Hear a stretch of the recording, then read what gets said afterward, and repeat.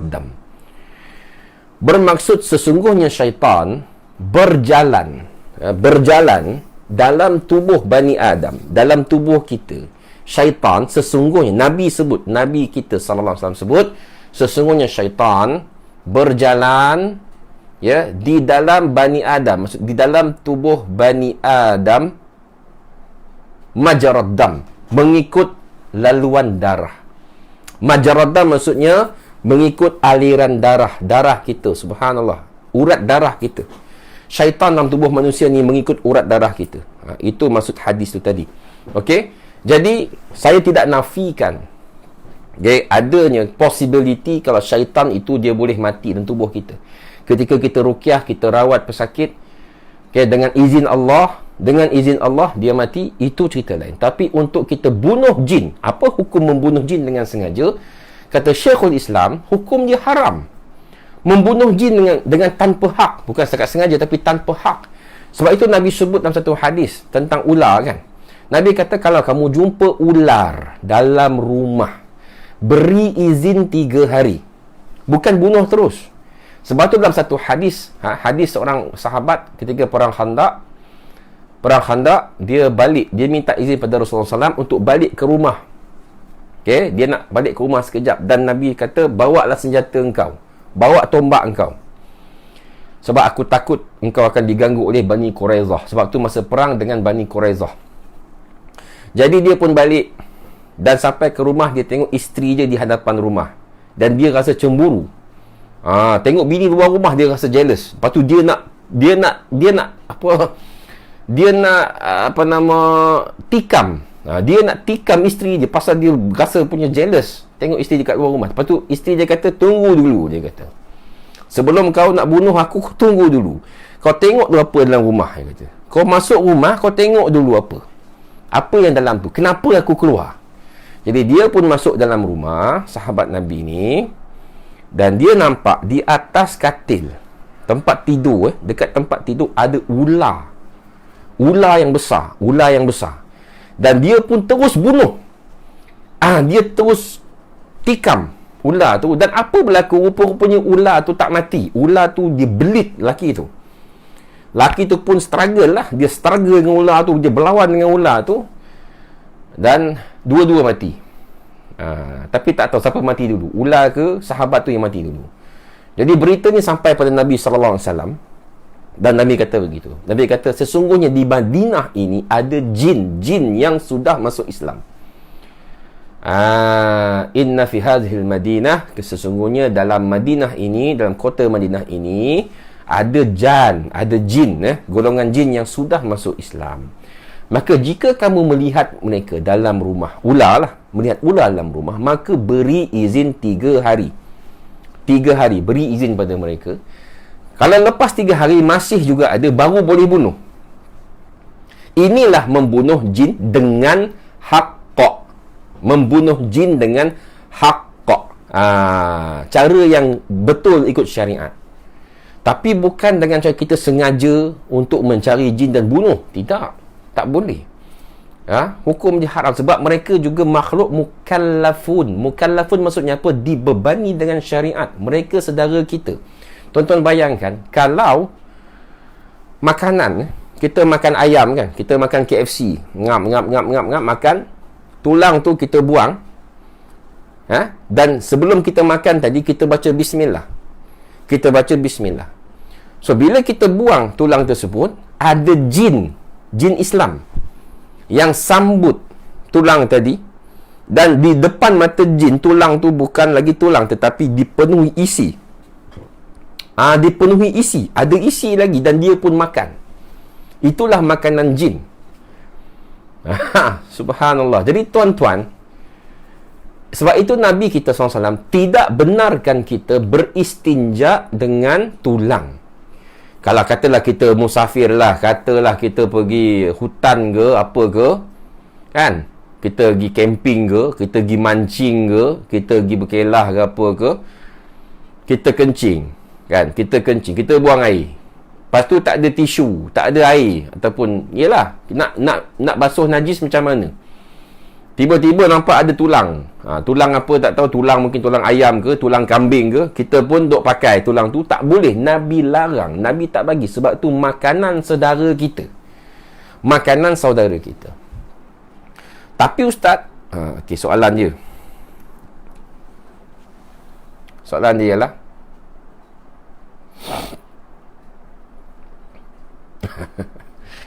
saya tak kisah pun orang nak kecam pun. Biasalah tu. Bagi saya hiburan je. Orang kecam-kecam ni kadang saya baca-baca, subhanallah. Bukan tak ambil hati pun. Jangan risau, tak ambil hati pun. Bagi saya, kecaman-kecaman itu hanya menambah lagi semangat. Sebenarnya menambah lagi semangat untuk menyampaikan dakwah dan ilmu. Okay? Tak apalah. Kita tak boleh nak, we cannot please everybody. Kita tak boleh nak please. Dan bukan kerja kita nak please. Saya bukan nak please siapa-siapa. Saya bukan nak bagi happy siapa-siapa. Saya bukan nak followers. Saya bukan nak apa. Kita nak sampaikan saja. Okay? Apa kita belajar, kita sampaikan. Okay? Itu tugas. Tugas fardu kifayah. Baik. Jadi soalan dia di sini. Soalan dia, jika tidak boleh membunuh jin, maka apa kes dengan orang yang kena sihir misalnya? Orang yang kena rasuk, kena ganggu oleh jin. Adakah kita boleh bunuh begitu saja? Jika benar, jika benar sekalipun kita boleh bunuh jin, adakah boleh untuk kesalahan begitu? Untuk kesalahan dia merasuk orang, kita boleh bunuh dia ke? Sebagai contoh, manusia kan, manusia. Kalau orang mencuri, apa hukum dia?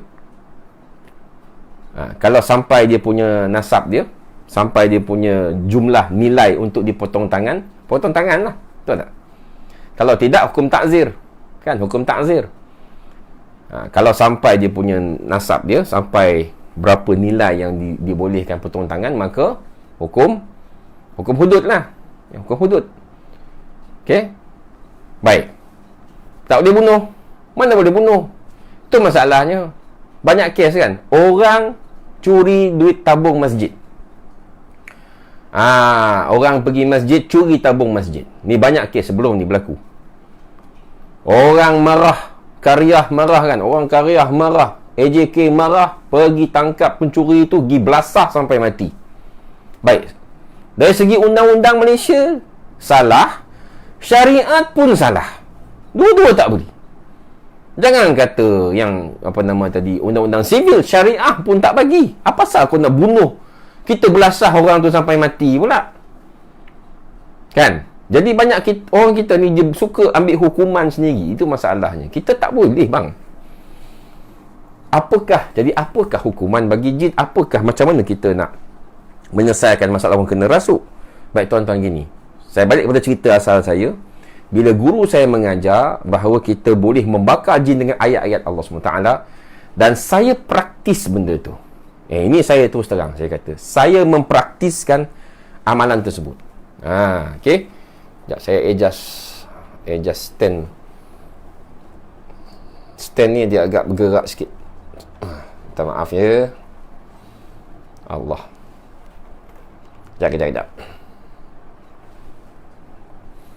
Subhanallah. Okey. Maklumlah stand murah je bang. Tengah-tengah live dia boleh bergerak-gerak pula. Okey. Apa yang berlaku, saya mempraktiskanlah benda tu. Bila saya praktis tuan-tuan, the problem is, satu, kita tak boleh nampak jin. So kita tak tahu betul ke jin terbakar. Memanglah bila kita kata okey, aku contohnya kita ruqyah pada air misalnya. Kan kita ruqyah pada air. Lepas tu kita baca ruqyah, kita ludah dalam air tu. Lepas tu kita pun kata pada jin, okey, rasakanlah air panas yang mendidih ini, kata kan. Kita pun tuang atas kepala orang kena rasuk tu tadi. Kan? Lepas tu, kalau siapa perawat dia faham apa saya cakap ni. Siapa pernah lalui benda ni. Bila tuang atas air tu, dia pun kacau kan. Jadi jin dalam tubuh tu pun menunjukkan reaksi terbakar. Panas. Kan? Biasa tak? Okey. Pada asalnya, pada mulanya, ketika saya mula-mula praktis benda tu, saya rasa seronok, saya rasa takjub. Wow, kan dahsyat. Tetapi tuan-tuan puan-puan, lama-lama saya rasa something. Saya rasa macam, betul ke? Macam mana aku tahu dia terbakar? Kan? Sebab Nabi sebut pasal jin, pasal syaitan ini ialah mereka adalah kazub. Kazub ni pendusta. Dan macam saya cerita dalam video diari seorang mu'allij episod 1 tu, budak tu, remaja perempuan tu, dia dalam badannya ada jin. Jadi bila ada seorang perawat ketika tu, kita ramai-ramai, bukan saya dengan kawan-kawan lain lah, yang kata seperguruan. Jadi ada salah seorang ustaz ni, dia buat benda macam tu. Dia ruqyah pada air, lepas tu dia kata, rasakan ni air panas ni, air mendidih. Lepas tu jin tu pun menunjukkan reaksi terbakar lah. Dia, oh panas. Lepas tu budak tu pengsan. Lepas tu apa jadi? Kita rasa macam, oh hebatlah ayat Allah ni, hebatkan ruqyah ni, boleh membunuh ataupun boleh membakar jin, boleh melecurkan jin. Lepas tu jin tu bangun semula. Dia gelak. Mula-mula pengsan lah, budak tu pengsan. Lepas tu dia gelak. Lepas tu ha dia kata. So kita terkejut lah. So kita rasa macam, maksudnya ruqyah ni tak berkesan ke? Kan? Jadi timbul was-was. Di situ Allah Ta'ala uji kita. Allah Ta'ala test kita. Allah Ta'ala uji kita. Jadi daripada situ saya fikir. Lepas tu kemudian bila saya tengok guru saya, dia duk ulang-ulang benda tu tau. The practice tu duk ulang-ulang, tapi tak berkesan pun sebenarnya. Tak berkesan pun. The problem is, jin tu kan sentiasa datang juga. Dia tak mati pun, dia tak terbakar. Cakap, kenapa kalau dia terbakar, kenapa dia boleh hidup balik? Kenapa dia masih boleh mengganggu orang tu? Kalau dia sakit betul-betul sebabkan bacaan ruqyah, kenapa dia tak lagi saja? So, sampailah dipendekkan cerita. Siapa saya buat? Bila saya kaji Quran, hadis, dan saya cari dalil Quran dan hadis yang sahih bahawa ayat Quran untuk membakar, untuk menyeksa jin, ternyata tidak ada. Ternyata tidak ada. Tidak ada dalil daripada Quran dan Sunnah. Sebab apa, tuan-tuan? Kita punya sumber ilmu tentang alam ghaib ialah Quran dan Sunnah. Bukan kau pergi buat kerja paranormal, kau cari rakam video apa. Tak. No need, tak perlu. Contohlah, ada satu contoh yang sangat bagus. Ada seorang sahabat FB, dia bagi contoh yang sangat bagus. Saya kata, ada orang kata, ustaz, buktikan lah. Benda-benda ghaib ni kita kena buktikan. Okey. Sama lah macam Allah sebut pasal arak tu haram kan dalam Quran. Arak tu haram. So kau nak buktikan keharaman arak, perlu ke buktikan? Allah kata haram makan daging khinzir. Kau nak buktikan ke kenapa haram? Kita nak buktikan hari ini bahawa khinzir ini haram dan berbahaya untuk kesihatan, maka sama-sama kita makan daging khinzir. Macam tu? Tidak, tuan-tuan. Alam ghaib, benda ghaib, sudah jelas dalam Quran dan Sunnah. Jelas. Sifat-sifat jin, sifat-sifat syaitan, tipu daya mereka sudah jelas dalam Quran dan dalam hadis. Okey, sudah jelas. Subhanallah, banyak soalan. Subhanallah, tuan-tuan banyak soalan. La haula wala quwwata illa billah. Okey, biar saya habiskan dulu penerangan saya. Okey. Jadi apa yang saya jumpa dalam Quran, tuan-tuan? Okey, saya share. Satu, dalilnya bahawa Al-Quran tidak membakar jin, tidak menyeksa jin, tidak menyebabkan jin terbakar, terseksa, terbakar ke apa ke. Apa dia? Yang pertama ialah surah Al-Jin ayat 1. Surah Al-Jin ayat 1. Okey, boleh refer, boleh buka mushaf, masing-masing buka mushaf. Surah Jin ayat 1, surah yang ke-72. Okey, surah yang ke-72 selepas surah Nuh. Allah kata apa? Allah merakamkan. Allah kata apa? Qul, katakanlah wahai Muhammad, qul uhiya ilayya annahu istama'a natharun minal jinni faqalu inna sami'na qur'anan ajaba. Katakanlah wahai Muhammad, telah diwahyukan kepadaku bahawasanya ada sekumpulan jin, nafar minal jin, sekumpulan jin. Dalam bahasa Arab, nafar ni membawa maksud antara 3 ke 7. 3 ke 10. Antara 3 ke 10 ekor jin. Nafarun minal jinni faqalu, maka mereka berkata, inna sami'na qur'anan ajaba, sesungguhnya kami telah mendengar bacaan Al-Quran yang ajaban, yang menakjubkan. Bacaan Al-Quran yang menakjubkan. Subhanallah, ini jin kafir tau tuan-tuan. Sebab apa? Kisah surah Al-Jin ni, bila Allah turunkan surah Al-Jin ni sebenarnya asbabul nuzul dia, ya, asbabun nuzul dia ialah sekumpulan jin, okey, biasa pergi ke langit yang pertama. Mereka pergi ke lapisan langit yang pertama, langit dunia, ke langit dunia. Sebab itulah dalam surah Al-Mulk kita akan baca ayat ni, ayat surah Al-Mulk ayat yang kelima kan, surah Al-Mulk ayat yang kelima. Rejaman, rujuman li syayatin.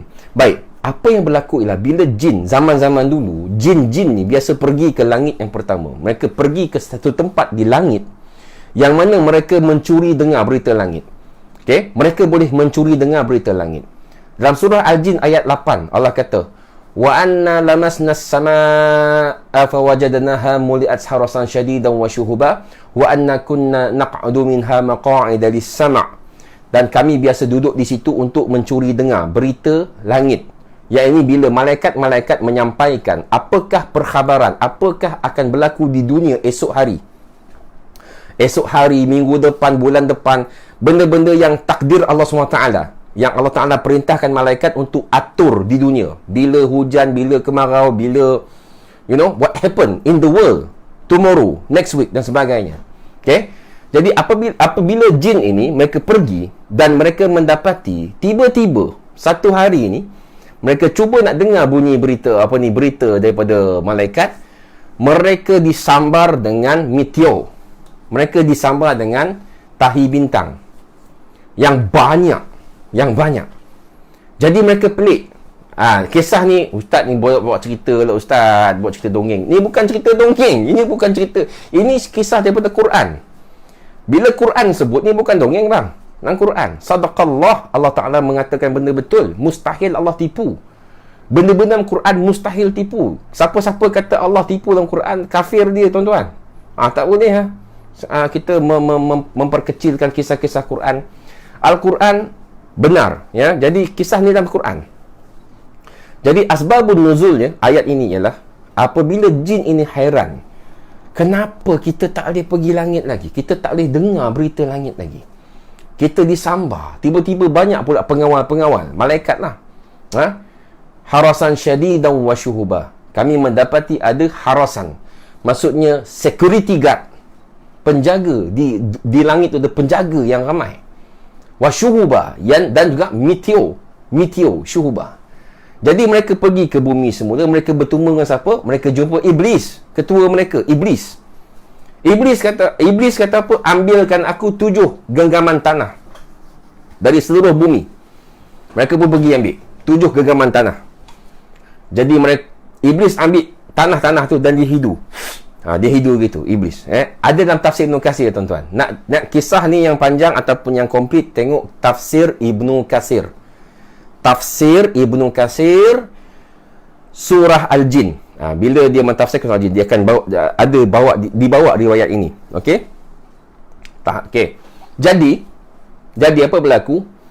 Iblis dia hidu tanah tu dan dia kata, ini angkara saudara kamu Muhammad di Mekah. Rupa-rupanya ada sebab kenapa langit dunia tidak boleh lagi ditembusi, ataupun bukan tak boleh tembus, tapi macam susah nak pergi pasal ada banyak meteor, ada banyak malaikat dan juga meteor yang menjaga. Jadi ini angkara sahabat kamu Muhammad di Mekah. Jadi mereka pun pergi. 3 ke 10 ekor jin ini, sebab Allah sebut dalam Quran surah Jin ayat 1, nafaru minal jinni, maka mereka pun pergi ke Mekah. Dan ada riwayat menyebutkan di Masjidil Haram, ada riwayat hadis menyebutkan di pasar, nama pasar itu Pasar Uqaz. Pasar Uqaz ni terletak di Mekah. Sebab surah Al-Jin surah Makkiyah, surah yang diturunkan sebelum hijrah. Jadi mereka pergi ke situ dan mereka jumpa apa? Rupa-rupanya ketika itu Nabi SAW dan sahabat-sahabat baginda sedang solat subuh berjemaah. Solat subuh berjemaah. Dan bila mereka nampak Rasulullah sallallahu alaihi wasallam dan sahabat-sahabat solat subuh, dan solat subuh ialah solat jahriyah. Jahriyah maksudnya imam baca kuat. Kan? Imam baca kuat. Kan? Fatihah baca kuat, surah pun baca kuat. Jadi mereka pun dengar. Jadi inilah asbabun nuzul ayat ini. Faqalu inna sami'na Qur'anan ajaba. Dan apa yang mereka katakan? Maka mereka berkata, sesungguhnya kami telah mendengar bacaan Quran yang apa? Menyakitkan? Tidak. Membakar? Tidak. Menyeksa kami? Tidak. Mereka kata apa? Ajaban. Menakjubkan. Allahu Akbar. Jin ni kata menakjubkan. Bukan dia kata menyeksa. Bukan dia kata membakar. Ini jin kafir, tuan-tuan. Jin kafir. Geng iblis.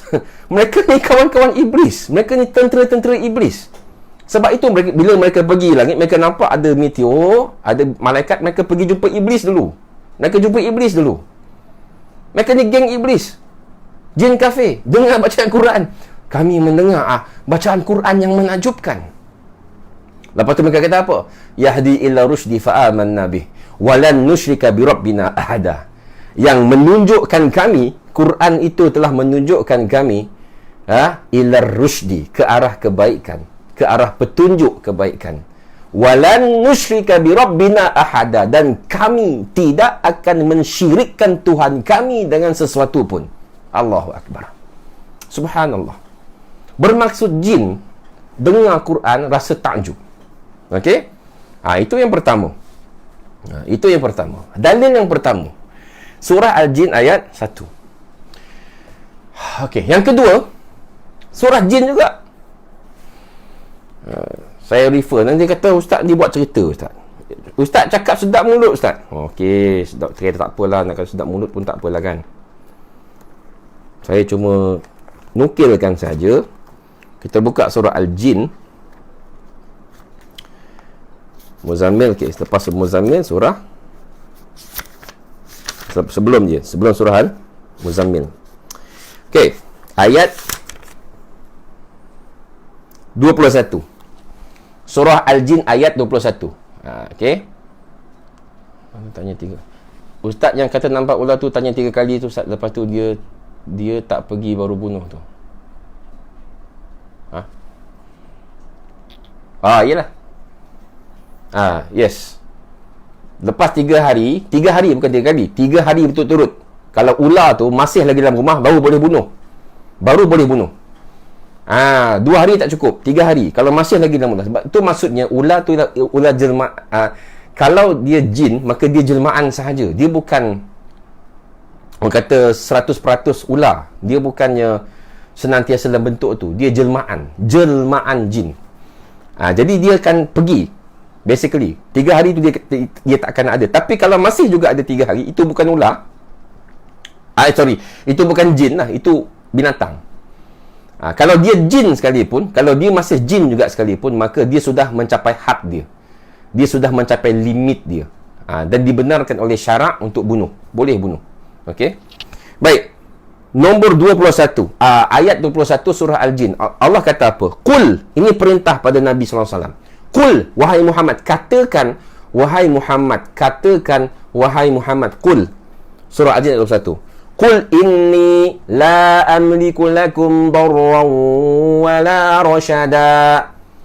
Katakanlah wahai Muhammad, sesungguhnya aku Muhammad Rasulullah, sesungguhnya aku la amliku lakum, aku tidak berkuasa ke atas kamu, darran wala rasyada, sama ada memberi mudarat maupun kebaikan. Allah suruh Nabi kita Rasulullah SAW kata pada jin, cakap dekat jin, qul inni la amliku lakum darran wala rasyada, aku ni tak boleh bagi mudarat maupun manfaat pada kamu.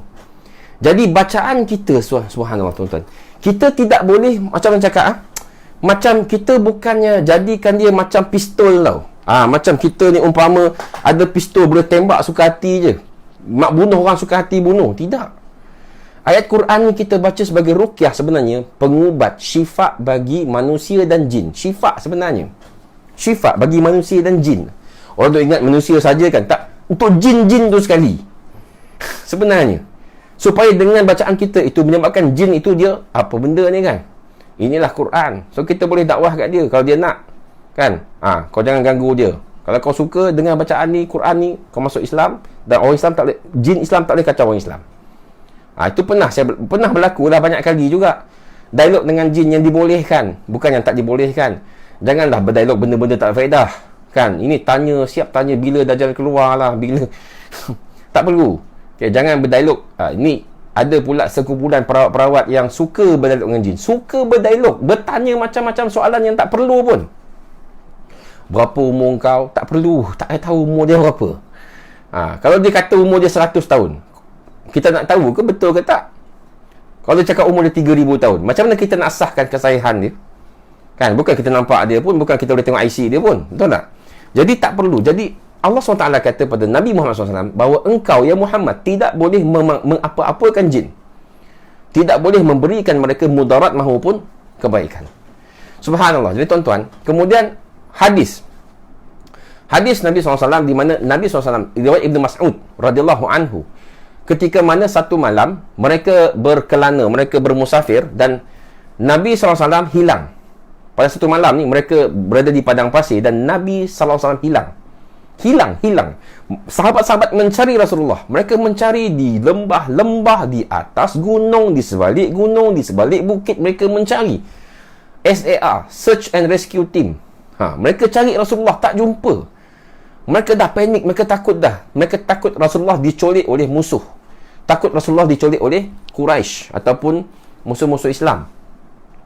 Jadi malam itu mereka tidak dapat tidur. Mereka kata, Ibn Mas'ud kata apa? Fabitna, macam mana ayat tu? Macam mana hadis tu? Maka kami pun bermalam malam itu dengan malam yang teruk sekali. Malam yang teruk sekali. Subhanallah. Jadi apa berlaku? Esok paginya Rasulullah muncul. Rasulullah keluar daripada arah gua.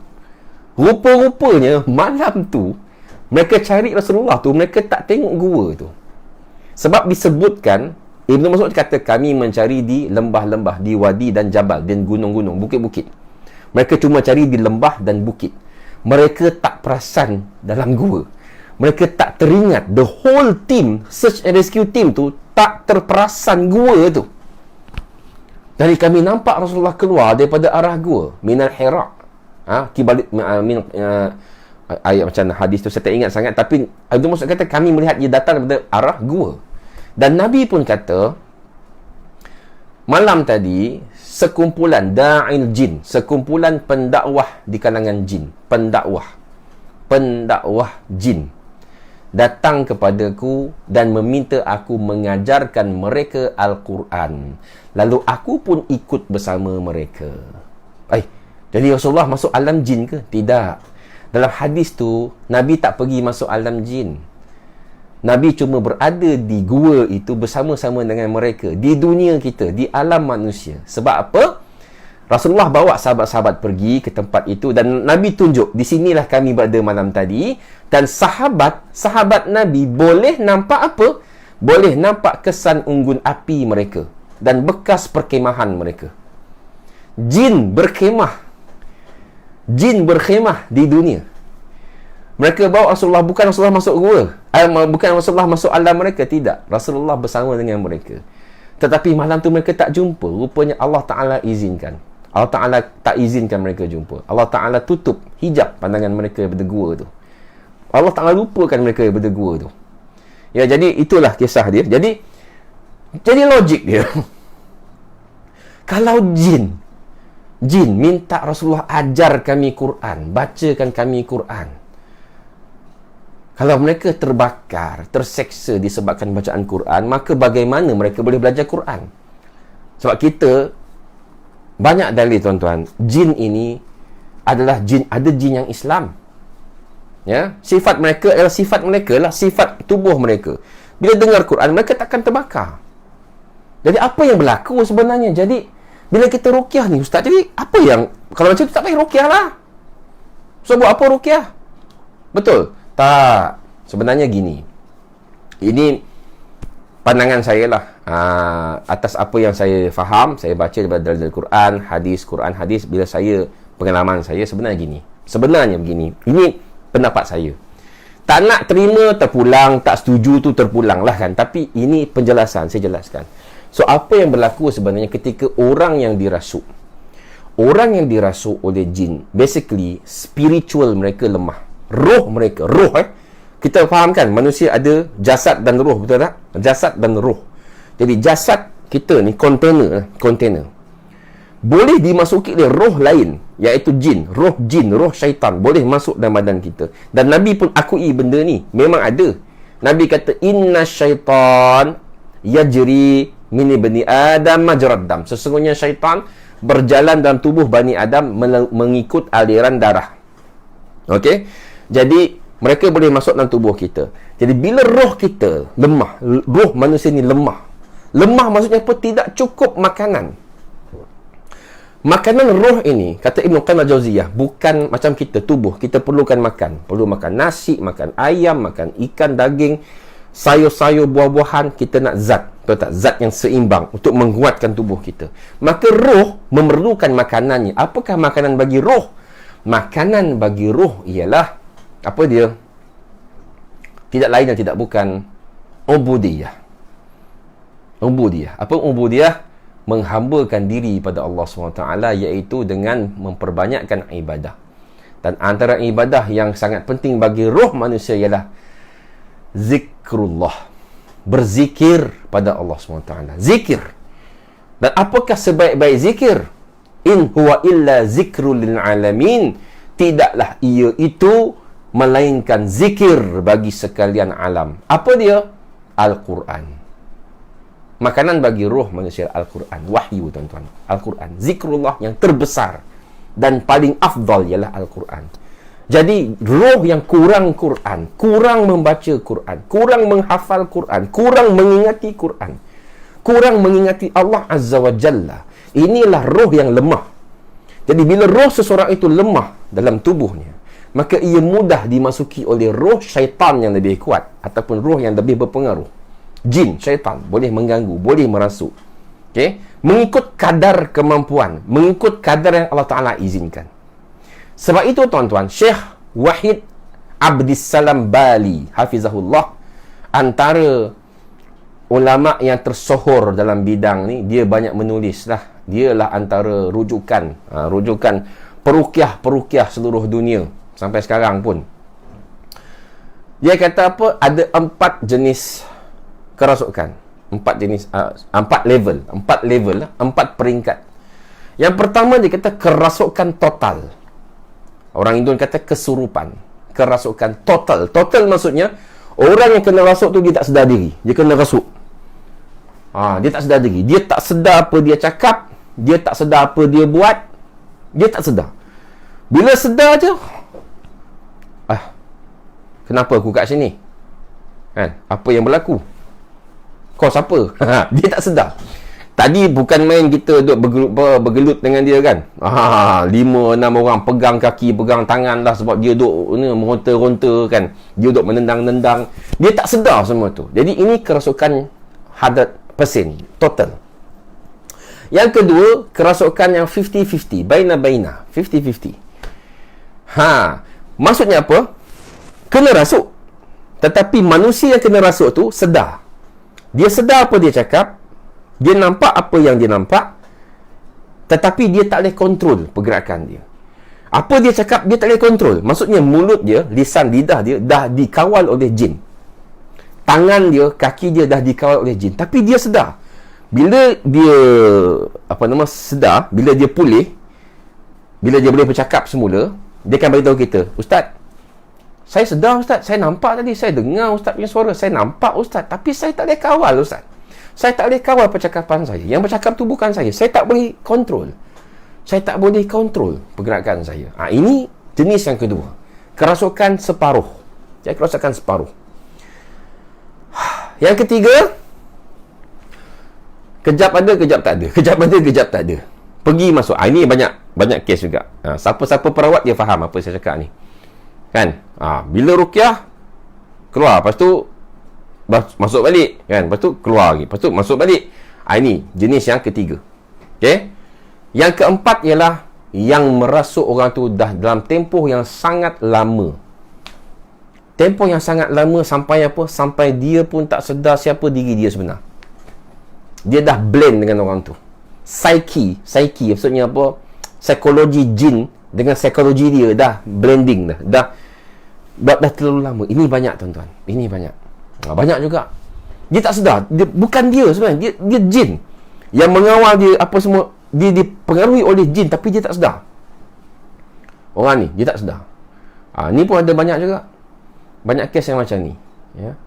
Sebab tu bila kita ruqyah dia, kita tak tahu sama ada ni yang bercakap ni dia ke orang, ataupun yang bercakap ni manusia ke ataupun jin yang merasuk dia. Ada juga. Saya pernah jumpa kes macam ni. Saya pernah jumpa. Masa ruqyah kita tak perasan sebab dia tidak berubah dari segi karakter, dari segi suara dia tidak berubah. Dia bercakap normal pun sama, lepas tu bila kena rasuk pun macam lebih kurang sama. Jadi saya tak perasan masa mula-mula. Yang buat saya perasan ialah bila saya ruqyah, kakak ni, dia perempuan lah, kakak ni dia kata, "Ustaz." Dia tak panggil saya ustaz, dia cuma kata, dah. Dia kata, "Dah lah, cukup lah tu, sakit lah." Sebab dia bercakap dengan suara biasa, dengan suara kakak tu lah, tidak berubah pun, karakter dia sama, karakter sama. Jadi saya tak perasan. Saya kata, "Kejap lagi kak." Kata, "Kejap lagi kak, sikit lagi. Saya habiskan. Saya baca lagi sampai habis." Dah lah tu, sakit. Jadi saya mula, bila cakap macam tu, bila saya tersedar, baru saya perasan. Saya macam, jap, ini bukan dia kan, ini bukan dia ni. Kenapa dia suruh aku berhenti kan? Pelik. Kenapa? Bukan dia yang sakit, bukan manusia yang sakit ni, benda lain. Jadi saya pun cakap, saya pun tanya, "Kau siapa?" "Kau siapa? Kenapa kau datang sini?" Kau tak payah sibuk lah." Dia kata. Bila cakap macam tu baru kita faham. Okey, rupanya yang bercakap dengan kita tadi bukan kakak tu, tetapi jin dalam tubuh dia. Tetapi kita tak perasan. Sebab apa? Karakter dia dah blend. Jadi kita tak tahu bila masa yang dia bercakap, bila masa jin dia bercakap. Ini jenis yang keempat. Yang keempat. Okey? Allahu a'lam bishawab. Ini pendapat Syekh Wahid Abdul Salam Badi lah, dan pengalaman saya pun betul. Maksud saya, apa yang Syekh Wahid Abdul Salam Badi cakap tu ada berlaku. Saya jumpa keempat-empat ciri ni, keempat-empat jenis ni saya jumpa. Dalam 10 tahun, 11 tahun ni saya dah jumpa. Jadi subhanallah. Itulah dia. So bila kita ruqyah, kita sebenarnya tuan-tuan, kita sebenarnya bukan semata-mata hanya menghalau syaitan. Menghalau syaitan, yes, betul. Dia umpama macam ni lah. Bila kita baca Quran ni sebenarnya, apa yang sebenarnya Ustaz? Okey, saya nak jawab satu persatu. Dalam status tadi saya sebut contoh. Yang pertama, bila dibaca ayat kursi sebelum tidur. Kenapa syaitan takut? Kenapa syaitan tak dekat dengan kita? Kita kena faham hadis Abu Hurairah tu betul-betul. Faham betul-betul hadis Abu Hurairah. Apa kata Abu Hurairah? Bila diajar oleh jin ataupun syaitan tu baca ayat kursi, kan, dia tangkap jelmaan syaitan tu dekat masjid sebab dia mencuri tamar, dia mencuri harta zakat. Jadi dia pegang, dia kata, "Aku akan bawa kau jumpa Rasulullah." Lepas tu orang tu kata, jangan. Aku janji aku takkan datang lagi. Aku ni orang susah, aku dah banyak tanggungan. Kau jangan tangkap aku, nanti aku susah, sebab aku ni orang susah.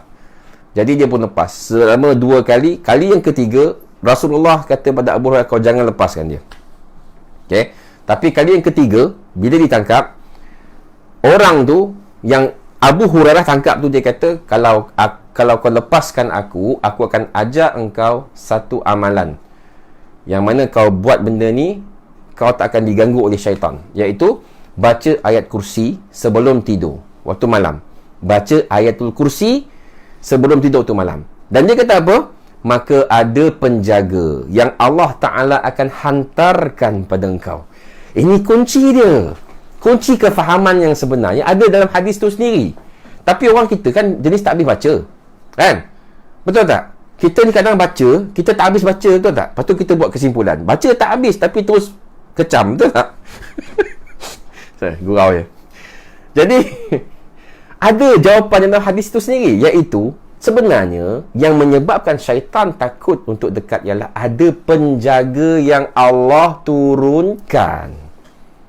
Bila kita baca ayat kursi, Allah yang turunkan malaikat untuk jaga.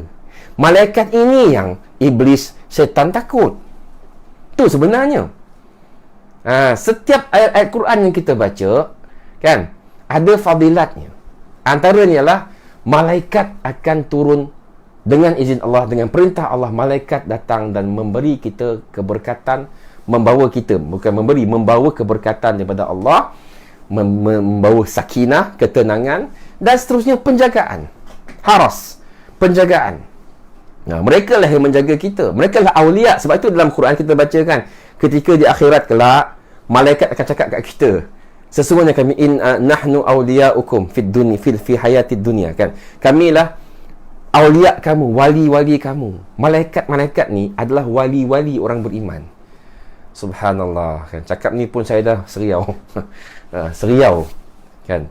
Malaikat ni banyak alam, kita duk bercakap alam gaib, banyak orang cerita pasal jin setan je, betul tak? Jin setan, okey. Asyik jin. Kenapa kita tak kurang bercakap pasal malaikat? Pasal malaikat pun benda gaib juga, alam gaib juga, kan. Cuba tim paranormal ni pergi cari malaikat, kan bagus lagi, kan. Pergi mengkaji malaikat, lagi banyak ni kata. Sebab malaikat ni kawan kita, awliyauna, wali-wali kita, wali orang beriman. Jadi pokok pangkalnya lah sebenarnya, bila kita ruqyah ataupun kita membaca sendiri ruqyah ataupun membaca Quran, maka contoh ayat kursi tadi, sebelum tidur Allah Ta'ala turunkan penjaga. Allah Ta'ala turunkan. Jadi penjaga inilah yang ditakuti oleh syaitan. Mereka tak, sebagaimana mereka takut nak ke langit dunia tadi, mereka nampak ada banyak malaikat penjaga. Sebab tu ayat tersebut, wa anna kunna naq'udu minha maq'ida lis-sam', faman barang siapa yang pergi faman istama'al ana yajid lahu shihaban rasada. Barang siapa yang masih lagi cuba mencuri dengar, maka dia akan mendapati banyaknya meteor. Jadi benda ni yang menyebabkan syaitan takut. Okey. Lepas tu yang kedua ialah, misalnya dalam peristiwa iblis laknatullah menjelma menjadi Suraiqah ketika peristiwa perang Badar. Dia pergi pada orang kafir Quraisy, dia yang hasut sebenarnya. Iblis yang menjelma jadi Suraiqah, orang tua daripada Najdi. Dia pergi ke ke perhimpunan, ke mesyuarat orang Quraisy, dan dia yang hasut mereka supaya berperang dengan orang Islam. Maka berlakulah perang Badar Al-Kubra. Tetapi bila iblis laknatullah, dia nampak malaikat Allah Ta'ala datang, subhanallah, 1000 malaikat Allah Ta'ala diketuai oleh Jibril alaihi salam. Dia lari, dan dia kata apa? Patut orang Quraisy nampak Suraiqah dia lari. Bukan kau kata kau support kita orang ke? Bukan kau kata kau akan bersama kami? Dia kata, kau tak nampak apa yang aku nampak. Sesungguhnya aku takut dengan azab Allah SWT. Jadi iblis takut kepada malaikat. Malaikat Allah Ta'ala ni, tentera-tentera Allah SWT. Itu yang mereka takuti. Allahu a'lam bissawab, tuan-tuan. Jadi pokok pakannya gini. Bila kita baca Quran, seterusnya ialah bila kita ruqyah seseorang itu, sebenarnya kita memberikan dia makanan rohaninya. Roh dia perlukan makanan zikrullah. Kalau dia tak membaca sendiri pun dia mendengar. Bila orang yang sakit ni, dia mendengar Quran, roh dia mendapat makanan. Jadi ada kekuatan. Jadi roh dia mendapat sedikit kekuatan. Jadi bila kekuatan roh dia semakin tinggi, dengan banyaknya ruqyah, membaca Quran, mendengar Quran, itu yang menyebabkan dia lama-kelamaan syaitan dalam tubuhnya itu akan keluar, insya-Allah, dengan izin Allah SWT. Sebab apa? Syaitan ni tak suka pada Quran. Jin-jin kafir, syaitan kan, jin kafir. Seperti mana manusia kafir? Macam orang kafir lah, kan? Wa iza tutla alaihi ayatuna walla mustakbiran ka'anna fi uzunaihi waqra, kan? Bila dibacakan ayat-ayat Allah Subhanahu Wa Taala, dibacakan ayat-ayat kami, walla mustakbira, mereka berpaling dengan sombong, ka'anna fi uzunaihi waqra, seolah-olah dalam telinga mereka itu ada sumbatan. Jadi sifat orang kafir sama dengan jin kafir, tak suka dengan Quran, tak suka dengan ayat-ayat Allah, dengar azan pun tak suka, dengar zikir pun tak suka, dengar orang berdoa pun tak suka, dengar orang baca Quran pun tak suka. Jadi, orang kafir, jin kafir, dia tak suka benda-benda ni, mereka akan pergi. Dan hadis Nabi SAW tentang surah Al-Baqarah dibaca di rumah, Nabi kata apa? La taj'alu buyutakum maqabira. Jangan jadikan rumah-rumah kamu seperti kuburan.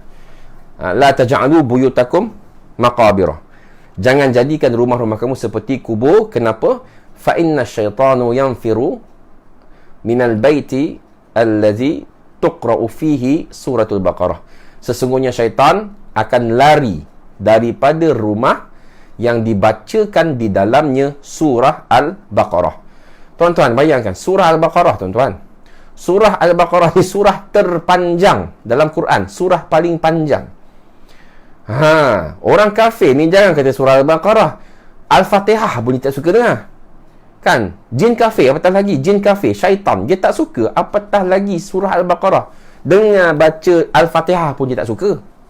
Kan? Sebab itu dia lari, dia pergi, dan sebagian riwayat mengatakan 3 hari. Selama 3 hari syaitan akan lari. Sebab apa? Dia tak suka.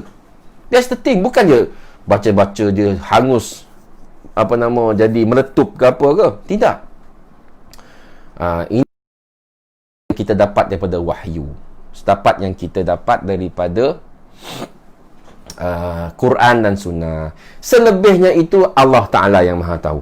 Okey, selebihnya Allah Ta'ala yang Maha Tahu. Sebab itu sekarang ini pendirian saya. Okey, sekali lagi saya katakan, nak terima, tak nak terima, terpulang. Saya tak paksa siapa-siapa nak terima. Tapi apa yang saya cakap ni berdasarkan Quran, hadis Nabi SAW dan pengalaman saya lah. Pengalaman saya sebenarnya tidak ada manfaat.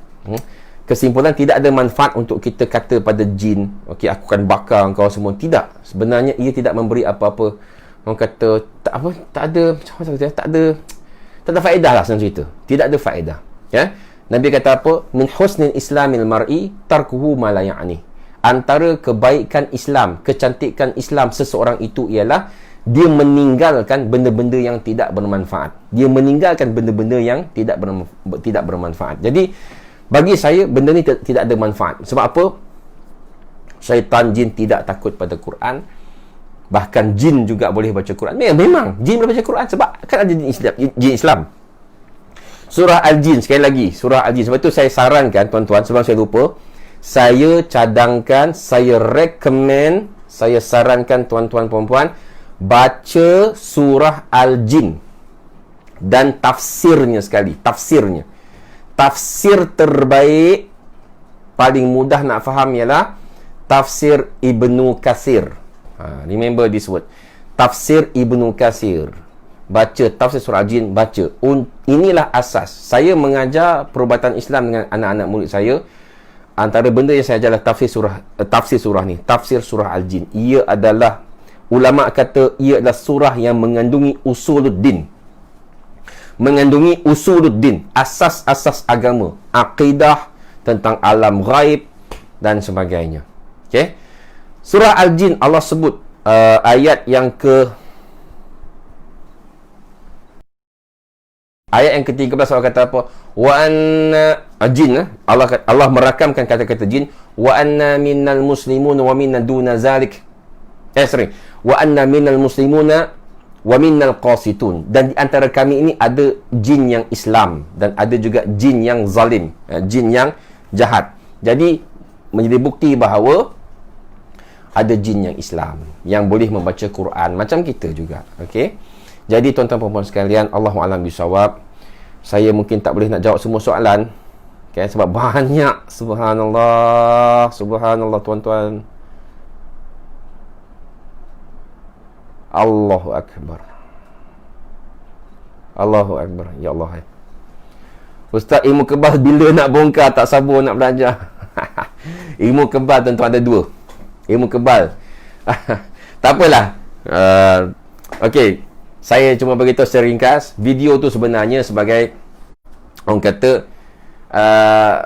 macam bukanlah kata gurau apa.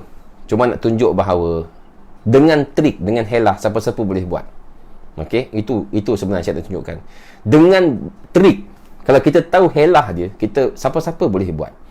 Jadi Dr. Jahid Siddiq, Dr. Jahid Siddiq ni antara pengasas perubatan Islam Munawarah. Saya orang kata dia ni aliran sufi. Dia ni orang tarekat, orang sufi. Dia ni walaupun kata berbeza aliran lah, apa ni, saya bukan orang tarekat, saya bukan orang sufi, walaupun dia lain aliran, tapi ada banyak benda saya setuju dengan dia. Antaranya saya belajar daripada dia ialah pengalaman dia dengan bomoh, dengan dukun. Dia belajar, dia antara orang yang juga tak suka dengan geng-geng dukun bomoh ni. Bagi dia, pengalaman dia lihat sebenarnya geng-geng bomoh dukun ni banyak menggunakan magic. Contohnya telur ayam kampung. Kenapa mesti telur ayam kampung? Kenapa tak boleh guna telur lain? Telur omega plus ke apa ke? Kenapa mesti telur ayam kampung? Sebab apa? Rupa yang sama. Bila dia bawa pergi ke rumah orang, dia dah sediakan telur dia. Telur yang dia dah injek. Dia dah injek dengan dakwat hitam ataupun sebagainya. Datang ke rumah tu, dia acah-acah lah, dia minta ada tak telur ayam kampung. Jadi dia bawa, dia bagi kepada, masa tu dia masih kecil, dia bagi kepada dukun tersebut. Dan apa berlaku sebenarnya, dia buat magic, sleight of hand. Sleight of hand, magic. Dia tukar telur tu dengan telur dia dah bawa sebenarnya. Itu yang bila pecah, pup, keluar telur dengan benda-benda hitam tu. Sebenarnya itu dakwat yang dia dah injek dalam tu. Itu yang berlaku. Jadi ni helah. Tetapi ada juga yang betul-betul kebal. Tetapi guna jin. Itu sebenarnya jin. Video tu sebenarnya saya nak bagi tahu benda tu je. Helah, siapa saya boleh, saya pun boleh buat. Kalau saya nak, saya boleh tunjuk. Saya boleh belajar magic tu. Kita boleh buat. Tapi kita bukan magician. Kita bukan magician. Kita tak buat benda-benda tu. Jadi itu sebenarnya. Okay? Dan sebenarnya pisau tu betul lah. Ada yang dah komen kan. Mana tak ada pisau kat sini. Contohlah ni pisau, kata ada pisau kan. Betul lah tu. Ada orang komen bawah tu banyak kan. Hujung saja yang tajam. Belakang tu tak tajam. Belakang tu tumpul. Saya sengaja tumpulkan. Depan saja yang tajam. Dan kalau perasan, cuba tengok video-video yang demonstrasi ilmu kebal, kebanyakannya gitu. Saya perasan ada banyak yang bila dia sembelih orang, di testing pakai pedang, kononnya kebal kan. Dia pakai pangkal je. Dia pakai pangkal dekat hulu tu, dekat hulu pedang tu yang dia letak sini. Padahal yang hujung tu tajam. Cuba dia rap sekali, memang putus kan, memang luka. Subhanallah. Tak apa, zaman kita ada Jepam, betul. Zaman kita tuan-tuan, kalau jumpa pula di rumah, okey. Jumpa pula di rumah, nasihat saya lah, demi keselamatan, demi menjaga keselamatan, panggil Jepam. Panggil Jepam tuan-tuan. Jangan ngada-ngada nak bagi 3 hari. Subhanallah. Rasuk dan menghantar sihir dua perkara berbeza. Tak, sama je bang. Sama je. Kena rasuk ni ada dua. Sama ada disihir atau datang sendiri. Ejennya sama je. Siapa ejennya? Jin. Ejen dia jin sama. Makhluk yang sama. Spesies yang sama. Jin. Baik sihir ke, tak kena sihir ke, datang sendiri ke, sama je. Cara rawatan pun sama. Tuan. Sama sihir dengan rasuk. Sihir sama. Betul, sama. Cara rawatan sihir dengan rasuk sama. Tak ada beza. Sebab apa? Ejen dia. Itu yang saya belajar lah. Itu yang saya amalkan selama ni. Sama ada masa sihir ke, masa histeria ke, kena rasuk sendiri ke, datang sendiri ke, kena hantar ke, cara rawatan saya sama. Tidak berlainan. Subhanallah. Macam mana kita nak buang orang kena sihir dalam makanan? Macam mana kita nak buang orang kena sihir dalam makanan? Maksudnya? Ruqyah. Dan saya sarankan, antara benda yang kita boleh buat juga untuk masa sihir, kalau untuk sihir, cuba juga berbekam. Dan bekam dekat mana? Untuk sihir, masa sihir ni bekam dekat atas kepala ni. Sini, bekam. Keluarkan darah-darah kotor. Sebab kan sebut tadi kan syaitan dalam darah kan. So kita, antara cara rawatan yang insya-Allah mujarrab ialah dengan berbekam.